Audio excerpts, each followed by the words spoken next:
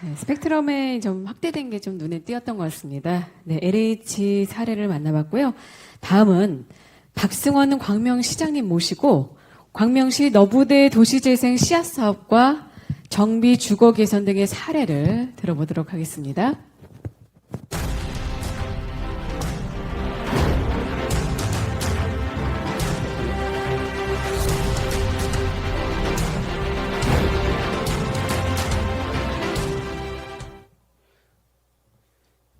네, 안녕하세요. 반갑습니다. 광명시장 박승원입니다. 점심 맛있게 드셨습니까? 예, 매우 졸린 시간인데 10분 안에 끝내도록 하겠습니다. 광명이 도시재생 사업 시작한 지가 딱 2년 됐습니다. 한마디로 표현하면 되게 어렵고 힘들고 과연 주민들이 얼마만큼 포기하지 않고 갈까? 이 과정을 통해서 더 많은 갈등이 생기면 어떡하나. 지금 현재 제 심정이 그렇습니다. 동의가 되시는지 모르겠네요.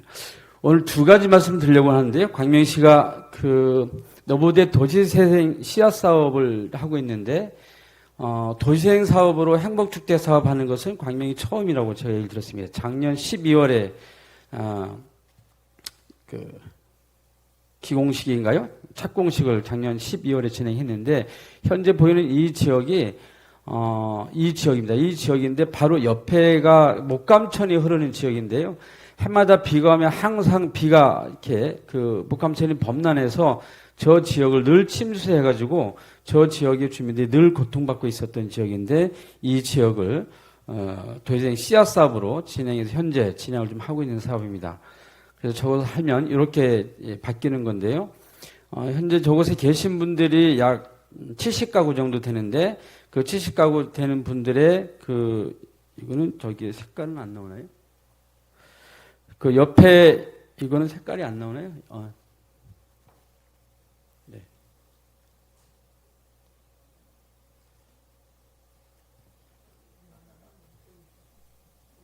이쪽에 끝에 보이는 데 있죠? 저쪽으로 순환주택으로 해서 70호가 이주를 하고 원래 거주하던 쪽에 약 170호를 새로 지어서 신혼주택, 청년주택으로 들어오고요. 거기에 어린이집, 그리고 창업지원센터, 그리고 작은 도서관, 그리고 공공상가 이런 것들이 들어와서 새롭게 바뀌는 그런 내용이 되겠습니다.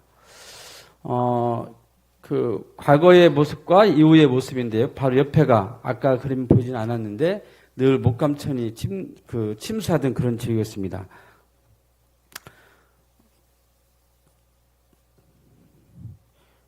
이거는 지금 현재 진행하고 있는 광명의 도시재생 사업에 대한 시스템에 관련된 부분인데요. 광명시 도시재생 지원센터가 있고 도시재생 지원센터 산하에 3개의 현장 지원센터가 있습니다.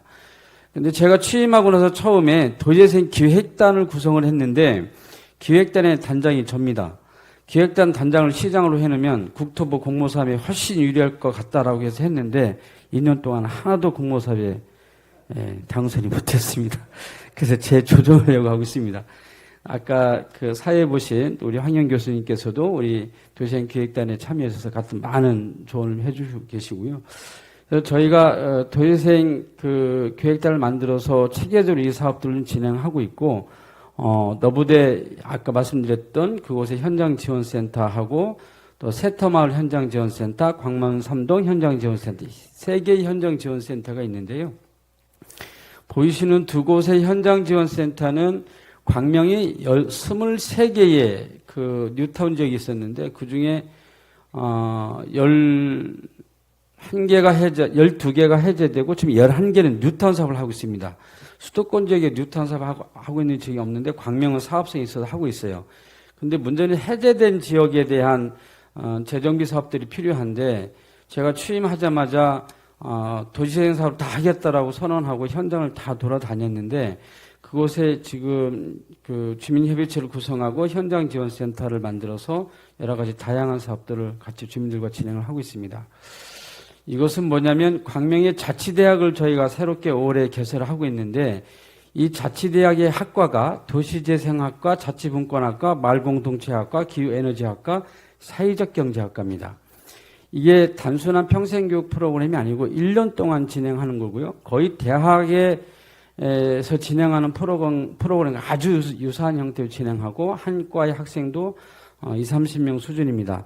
즉 현장 활동가, 그 분야의 현장 활동가, 시민 활동가를 양성하겠다는 프로그램으로 해서 진행을 하고 있는데 1년 동안 이 도시재생 학과가 있고 나머지 4개과 포함해 5개 학과인데 사실상 다 연계가 있습니다. 마을을 추진해서 마을을 바꾸고 혁신을 하고자 하는 시민 활동가를 양성해 나가는데 도시재생과도 함께 하고 있고 이분들이 수업은 따로따로 하지만 워크숍을 통해서 계속 서로 만나서 지역 문제를 고민하는 구조를 해나가고 있습니다.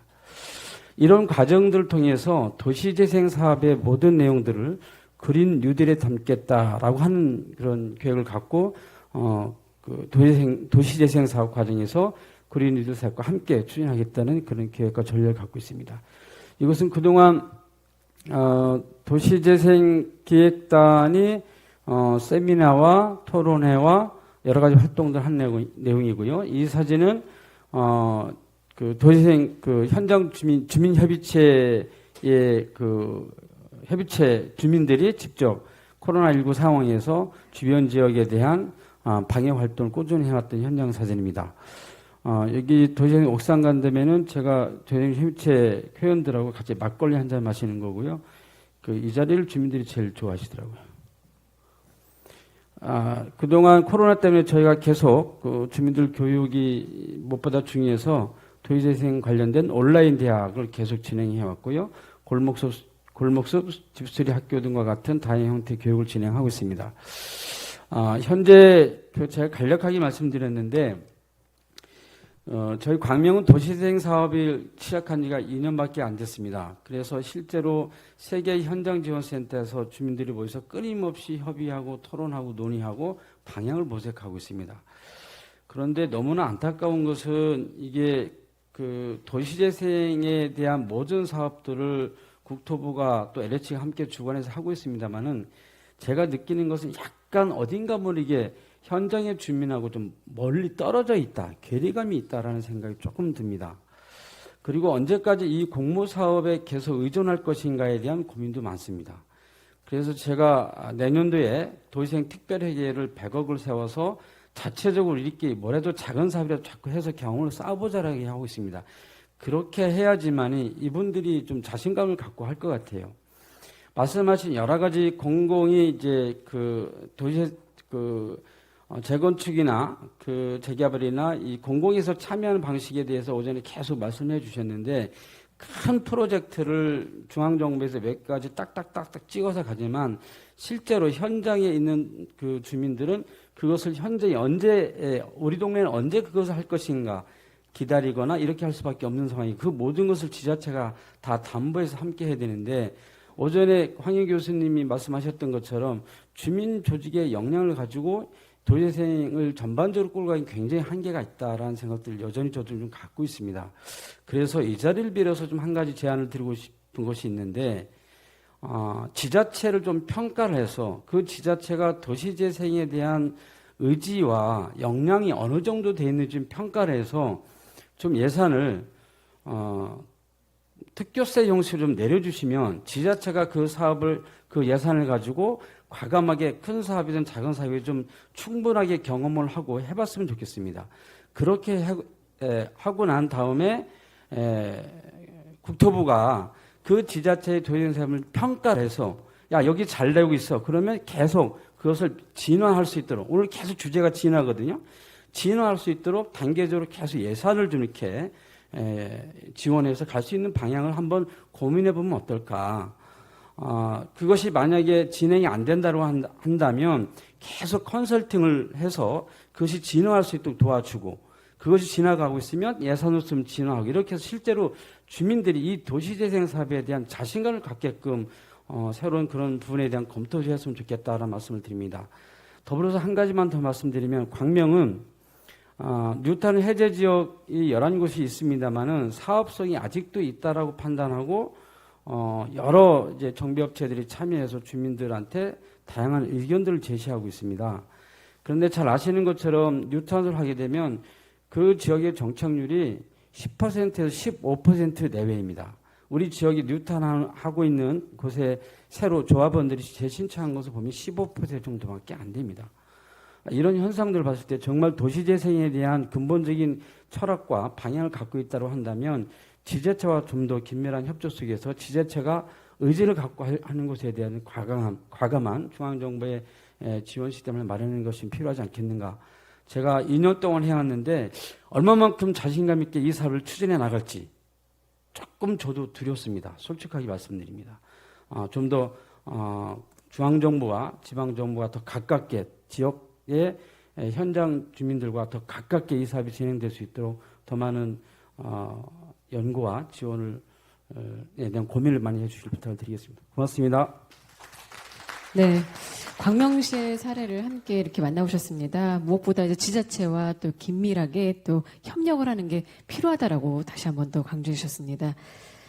네. 마지막 발표로 최대호 안양